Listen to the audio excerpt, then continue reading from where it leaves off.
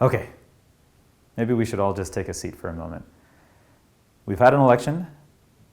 The will of the people has, for the most part, come out.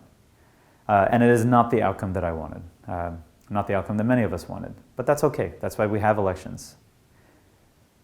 So although it feels like this to me sometimes, and it feels like this to many of us around the world, this is not the end of the world.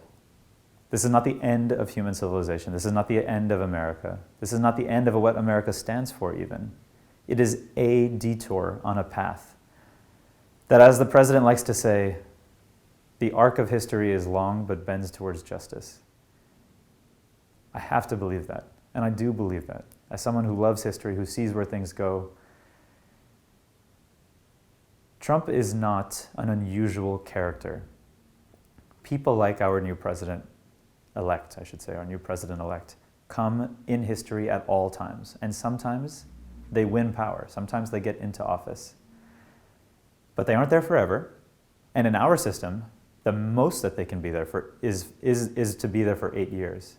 But Trump is not a person in and of himself. He is a representation of a movement. He is only powerful because people believed in him and believed in what he was saying and felt that he was connecting to them in some way that my side failed to connect with.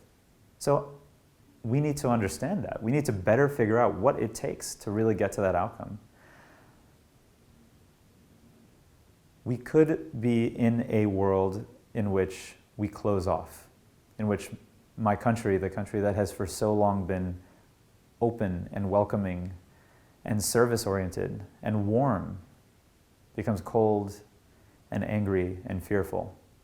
I know that that's what a lot of my friends and colleagues fear, but it doesn't have to be that way. Every moment changes every time we're willing to listen to someone else. Every time we're willing to understand a little bit more about why people voted in a different way. We fail to do that at our own peril.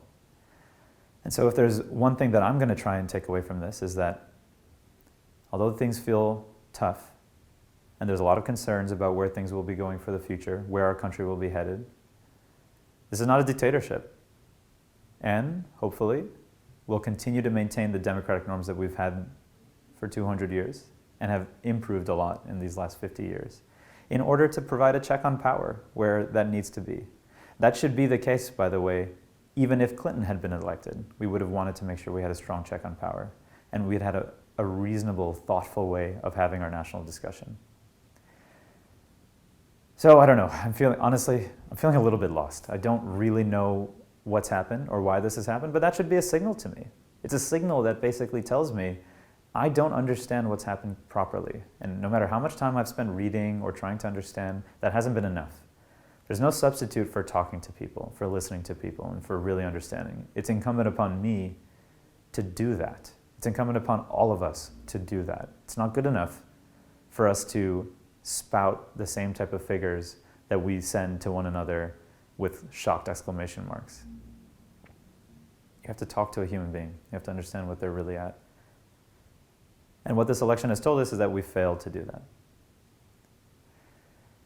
So I hope that this can be a productive 4 years for our country.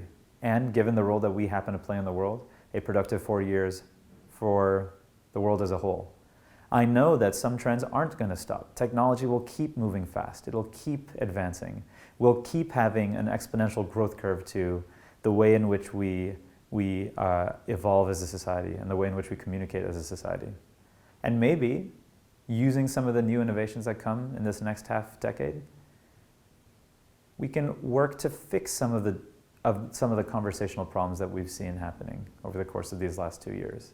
Some of the problems that led to these outcomes. But let's not be deluding ourselves. This has now been a successful election. In the next few elections, this will now be a mainstream way of looking at the world.